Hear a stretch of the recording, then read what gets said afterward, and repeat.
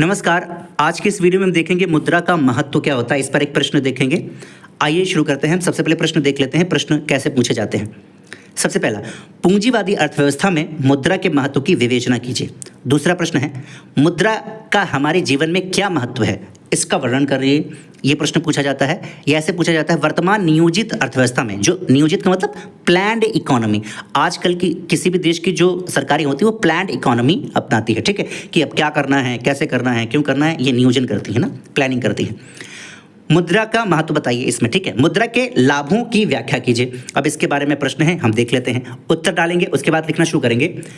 प्राचीन अर्थशास्त्री, कौन? प्राचीन, पुराने वाले तथा मार्क्सवादी विचारधारा वाले मुद्रा को महत्वहीन वस्तु समझते हैं। जो प्राचीन वाले अर्थशास्त्री हैं, पुरानी वाली, और जो मार्क्सवादी हैं, वो मुद्रा को गलत कहते हैं। ठीक है, कार्ल मार्क्स तो भर जोर क्या करता है, विरोध करता है, जो मार्क्सवाद है। ठीक है, वो कहता है कि जो मुद्रा है वो समस्त बुराइयों की जड़ है, चाहे वो सामाजिक हो, आर्थिक हो, राजनीतिक, कोई भी बुराई हो, सबकी जड़ है। ठीक है, कार्ल मार्क्स के शब्दों में अगर ये पॉइंट आप हाईलाइट करके लिख देंगे, मैं वादा करता हूं आपको बहुत अच्छे मार्क्स रहेंगे और आपका जो कॉन्सेप्ट भी क्लियर होगा। कार्ल मार्क्स क्या कहते हैं? मुद्रा आर्थिक रोगों की जड़ है। इन्होंने साम्यवाद का जो कम्युनिज्म है ना, उसका कॉन्सेप्ट दिया था। ये कहते हैं मुद्रा जो है आर्थिक रोगों की जड़ है। एडम स्मिथ क्या कहते हैं? मुद्रा उस पथ के समान है जो घास का तिनका भी उत्पन्न नहीं करती है। ठीक है, अगला देखते हैं। किंतु आधुनिक अर्थशास्त्री मुद्रा का, यहां ध्यान दीजिए, मैंने हाईलाइट कर लिया, इसको पॉइंट देना, याद करना। ठीक है, किंतु आधुनिक अर्थशास्त्री मुद्रा का महत्व प्रतिपादित करते हुए उसे आर्थिक विकास का दर्पण, सभ्यता का आधार, क्या क्या नाम कह रहे हैं, आज सभ्यता का आधार मानते हैं। आज जीवन का कोई भी ऐसा पक्ष नहीं है जो मुद्रा से प्रभावित ना हो। वो तो सही बात है, चाहे विज्ञान हो या उद्योग, चाहे कला हो या साहित्य, चाहे व्यापार हो या वाणिज्य का क्षेत्र, मुद्रा हमारे प्रत्येक क्षेत्र की मार्गदर्शक एवं संचालक घटक बन गई है। तो कहीं भी कुछ संचालन हो रहा है, चल रहा है, ऑपरेशन हो रहे हैं, हर चीज़ किससे हो रही है? तो वो मुद्रा से हो रही है। Professor J.L. हेंसन के अनुसार सौंदर्य शक्तिमान है किंतु मुद्रा सर्वशक्तिमान है। ये कह रहा है कि जो सुंदरता है किसी भी व्यक्ति की, किसी भी चीज़ की, वो तो शक्तिमान है, लेकिन जो पैसा है ना, वो सर्वशक्तिमान है। आप इस कॉन्सेप्ट को बहुत जगह आप फिट कर सकते हैं। ठीक है, अगला क्या है? विश्व की समस्त अर्थव्यवस्थाएं, चाहे उनकी सामाजिक एवं राजनीतिक व्यवस्था कैसी भी हो, मौद्रिक प्रणाली को अनिवार्य रूप से स्वीकार करते हैं। कोई भी हो, चाइना हो, रशिया हो, कोरिया हो, नॉर्थ साउथ, कोई भी हो, सब लोग मुद्रा का महत्व समझते हैं, मुद्रा जरूर यूज करते हैं। मुद्रा के व्यापक महत्व के कारण आज के युग को मुद्रा का युग कहा जाता है। ठीक है, this is the era of money, है ना, ये मुद्रा का युग है। मनुष्य अपनी उत्पादित वस्तुएं बेचकर मुद्रा प्राप्त करते हैं तथा मुद्रा से ही अन्य आवश्यक वस्तुएं खरीदते हैं। इसी प्रकार दूसरों की सेवाओं का मूल्य हम मुद्रा में चुकाते हैं तथा अपनी सेवाओं का मूल्य हम मुद्रा में प्राप्त करते हैं। मैं पढ़ाने जाता हूं तो उसके बदले में पैसा देता हूं, पैसा लेता हूं, सॉरी, देता क्यों हूं, पढ़ाते हैं, पैसा हम वापस लेते हैं। ठीक है, और जो हमको पैसा मिलता है उसी पैसे से हम सब्जी खरीदते हैं, या पेन खरीदते हैं, या कूलर खरीदते हैं, घर खरीदते हैं, मकान खरीदते हैं, द्वार खरीदते हैं।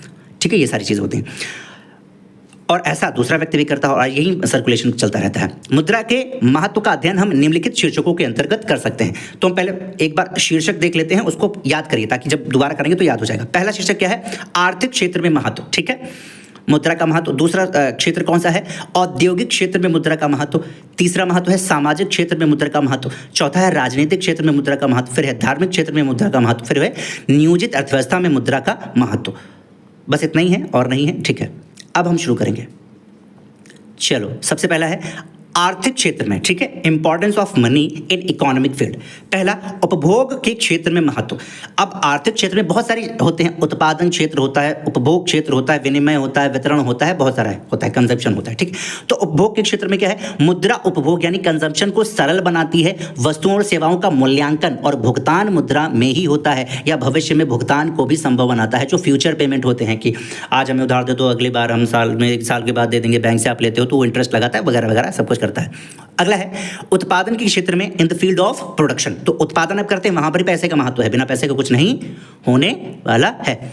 मौद्रिक व्यवस्था, मॉनेटरी सिस्टम, आधुनिक आर्थिक जीवन का आधार है। उत्पादन के साधनों का उपयोग उनकी लागत और मूल्य के अनुसार किया जाता है। उत्पादन के साधनों पर हम बहुत बार चर्चा कर चुके हैं। ठीक है, अब नहीं करेंगे। बेसिकली यही होता है कि आप कोई भी चीज़ बनाते हैं तो उत्पादन के साधन लगाते हैं, लैंड, लेबर, है ना, कैपिटल ये सब लगाते हैं, इनको भुगतान करते हैं। लेबर ऐसा ही नहीं आएगा, उसको पैसा देने पड़ेंगे, ठीक है। पूंजी आप लगाएंगे तो उसके बदले में बैंक को इंटरेस्ट देना पड़ेगा। आप जहाँ पर फैक्ट्री करेंगे तो वहाँ पैसा लगेंगे, अगर रेंट पे करेंगे तो आप रेंट देना पड़ेगा, ठीक है। तो भुगतान करते हैं तब कोई भी चीज़ बनती है। अगला है विनिमय के क्षेत्र में, in the field of exchange.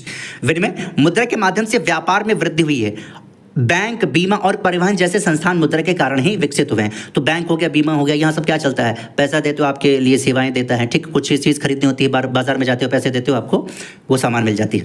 वितरण के क्षेत्र में डिस्ट्रीब्यूशन, हमने आपको बता दिया था अभी। मुद्रा ने उत्पादित वस्तुओं के वितरण को सरल बनाया है। उत्पादन बेचकर प्राप्त धन को विभिन्न क्षेत्रों में बांटा जाता है, ठीक है। तो वही चीज़ है, कोई चीज़ आप उत्पादन करते हैं, ठीक है, तो वहाँ पर जो चीज़ें लगी होती है उसको आप भुगतान करते हैं। अगला है राजस्व के क्षेत्र में महत्व। राजस्व मतलब फाइनेंस, रेवेन्यू। ये तो बहुत ही आप समझ सकते सोल होती है किसी भी क्या बोलते हैं उसको, गवर्नमेंट की, ठीक है, क्योंकि रेवेन्यू सेक्टर बहुत ज़्यादा इंपॉर्टेंट होता है किसी भी सरकार के लिए। सरकार करों के रूप में मुद्रा वसूलती है और उसे जन कल्याण यानी पब्लिक वेलफेयर के कार्यों में उपयोग करती है। तो किसके माध्यम से करती है, मुद्रा के माध्यम से। पूंजी निर्माण में, पूंजी निर्माण करना तो कैसे करोगे, हैं। मुद्रा बचत सेविंग को प्रोत्साहन देती है। मुद्रा से आप सेविंग करते हैं, उसी बचत को आप इन्वेस्ट करते हैं, बैंक को देते हैं, बैंक वगैरह इन्वेस्ट करती हैं, या हम डायरेक्ट भी इन्वेस्ट करते हैं, ठीक है, SIP लेते हैं या स्टॉक मार्केट या है ना सेविंग उसमें करते हैं, ये सब करते हैं, ठीक। या छोटी छोटी बचतों को पूंजी यानी कैपिटल में बदलकर औद्योगिक विकास, इंडस्ट्रियल डेवलपमेंट में योगदान करती है। मान लीजिए इतना बड़ा स्टॉक मार्केट है, हमने 10,000 रुपये डाले, ₹10K, ऐसे ना जाने कितने 10 लाख लोग डाल देंगे, तो आप समझिए कितना रुपया मार्केट में आ जाएगा। और यही रुपया जब किसी भी प्रोजेक्ट में जाएगा, किसी प्लानिंग में जाएगा, कंस्ट्रक्शन होगा, बड़ी बड़ी फैक्ट्री बनेंगी या और भी डेवलपमेंट होगा, तो कितना ज़्यादा विकास होगा। आप समझ रहे हैं, यही चीज़ें कहना चाह रहा। विविध वस्तुओं की उपलब्धता, अवेलेबिलिटी ऑफ वेरियस गुड्स। मुद्रा के माध्यम से व्यक्ति अपनी आवश्यक वस्तुओं को कहीं भी और कभी भी प्राप्त कर सकता है। पहला पॉइंट हो गया, ठीक है, आर्थिक क्षेत्र में। अब हम देखते हैं औद्योगिक क्षेत्र में महत्व, यानी इंडस्ट्रियल जो फील्ड होता है। मुद्रा उद्योगों यानी इंडस्ट्रीज की सफलता और विकास, ग्रोथ का आधार है। पूंजी निर्माण, यंत्रीकरण यानी मैकेनाइजेशन जो भी होता है, और बड़े पैमाने पर उत्पादन, मास प्रोडक्शन बहुत ज़्यादा बल्क में उत्पादन मुद्रा से ही संभव होता है। अगला है सामाजिक क्षेत्र में मुद्रा का महत्व। तो सोशल सेक्टर में तो काफ़ी महत्व है, ठीक है। समाज सुधार में सहायक, हेल्पफुल इन सोशल रिफॉर्म।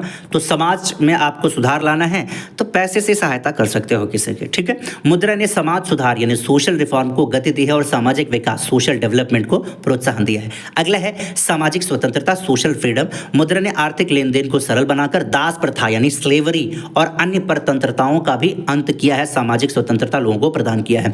पारस्परिक संबंध, म्यूचुअल रिलेशंस जो होते हैं वो भी अच्छे हुए हैं मुद्रा की वजह से, है ना। किसी को पैसे देते हैं, हाँ, जब मामी वगैरह के वहाँ जाते हैं तो पैसे मिलते हैं तो बड़ा अच्छा लगता है ना, तो रिलेशन भी अच्छा होता है। आप पैसे देते हैं, समय पे वापस मिलता है, नहीं मिलता है तो कैसे नहीं दिए हमारे पैसा ना, लड़ाई झगड़ा होता है वगैरह। मुद्रा ने व्यक्तियों और समाजों को आपस में जोड़ने का कार्य किया है यही, और यही दूर भी कर देता है, तोड़ भी देता है रिश्ते, ठीक है।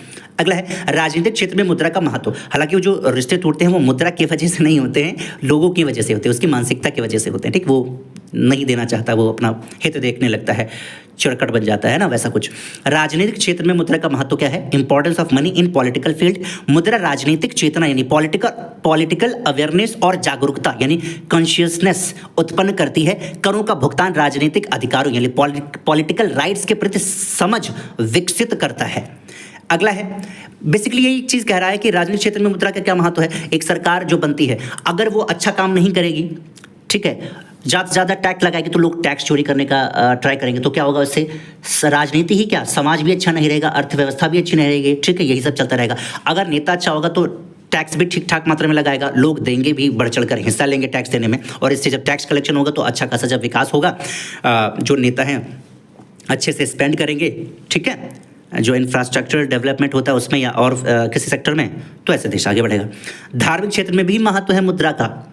मंदिर, मस्जिद, गुरुद्वारा आप हर जगह देखते होंगे, क्या होता है, पैसे का चढ़ावा आता है ना, तो उसके बिना नहीं होता है, ठीक है। अगर वहाँ पर आएगा तो उसके बाद मंदिर, मस्जिद, गुरुद्वारा और भी चीज़ें होती है, वो डेवलपमेंट उनके आसपास का एरिया होता है, उसको डेवलपमेंट किया जाता है, ठीक है।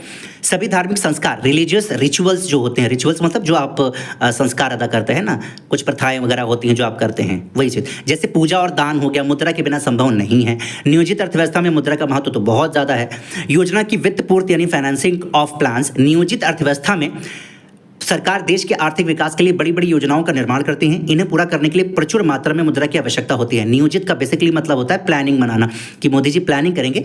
अब हम अपने देश को 5 ट्रिलियन बनाने की सोच रहे हैं, अब 10 ट्रिलियन बनाएंगे। इसके लिए हम क्या करते हैं, मेगा पार्क, गीगा पार्क और टेरा पार्क, 10 पार्क बना देते हैं। एक लखनऊ में, एक गुजरात, और एक लखनऊ में, एक सूरत में, एक यहाँ, एक ऐसे करके वो करेंगे। फिर कहेंगे कि चलो बड़े बड़े से क्या कहते हैं, सोलर पैनल को इतना ज़्यादा बढ़ावा देते हैं, ठीक है, खूब सारे सोलर पैनल लगाएंगे, ऊर्जा उत्पादित होगी। फिर पूछेंगे कि बड़ी बड़ी फैक्ट्रीज लगाते हैं, ठीक है। तो ये नियोजन कर रहे हैं, प्लानिंग कर रहे हैं कि ये चीज़ें करनी है, ठीक, उसको नियोजित अर्थव्यवस्था बोलते हैं। अगला है विदेशी विनिमय यानी फॉरेन एक्सचेंज। विदेश व्यापार यानी फॉरेन ट्रेड के लिए विदेशी मुद्रा, फॉरेन करेंसी की आवश्यकता होती है, जिसे आयात निर्यात यानी इंपोर्ट एंड एक्सपोर्ट्स के माध्यम से जुटाया जाता है। तो इंपोर्ट और एक्सपोर्ट होते हैं, उसके माध्यम से धन को जुटाया जाता है। साधनों का वितरण यानी डिस्ट्रीब्यूशन ऑफ रिसोर्सेज। देश के आर्थिक संसाधन सीमित होते हैं, ये सबको मालूम है, और हर व्यक्ति के पास सीमित संसाधन है।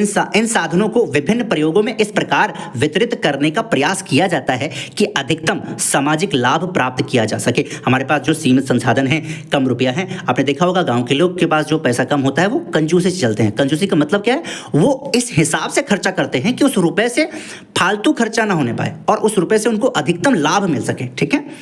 मुद्रा सीमित संसाधनों या लिमिटेड रिसोर्सेज को उचित रूप से वितरित करने में सहायक होती है। अगला है रोजगार पर प्रभाव, इंपैक्ट ऑन एम्प्लॉयमेंट।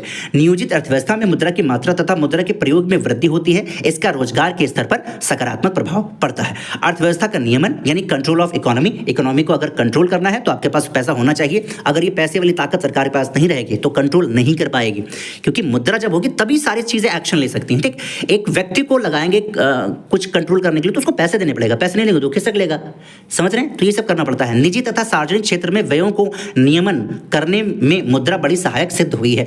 तो ये रहा प्रश्न जो कि था मुद्रा का महत्व बताना है, ठीक है, इसके गुण क्या हैं वो सब बताना था। और ये पॉइंट अगर याद कर लोगे, कार्ल मार्क्स वाला, एडम स्मिथ वाला, बहुत अच्छी बात है।